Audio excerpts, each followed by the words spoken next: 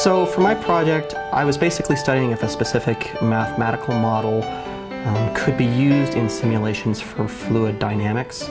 So I wanted to see if basically this model could help us understand why we see turbulence and other phenomena in airflow. So I've always had an interest in going into aerospace engineering, and that hadn't really been fine-tuned until a couple of years ago. But a couple of years ago I took this class called Mathematical Modeling and Simulation, which was done between Adams State and Embry-Riddle campus in Daytona Beach as this kind of satellite project for the NSF. And I really like the modeling and simulations, so I got to thinking, how can I apply this to the field that I'm interested in going into? And I got this idea of trying to see if a molecular model could be used to understand fluid dynamic behavior.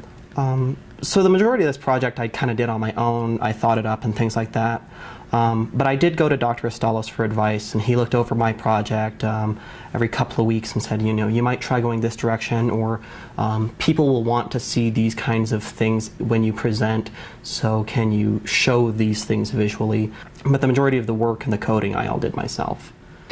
First of all, I would say it wasn't most of the work he did, it was all of the work was his. He came up with the idea and he bounced it off me, and basically we would sit and talk in very general terms about what can you do with a project like this, what should you focus on, how could you go about investigating the things he was interested in. So I was homeschooled most of my life, and even after I was homeschooled I went to a very small high school. So I didn't want to have to deal with kind of the culture shock of going to a huge university and going into academic life in college. So I picked Adams State because of the small population here. It has a lot of the kind of one-on-one and small community that I'm used to. I've had a lot of really good mentorship here. I came from a really small high school that had, I'd have to admit, a terrible math program. And Adams State really built me up. Professors didn't expect me to know things. I could access my professors and say, hey, I've never done this before, how do I go about doing this kind of problem?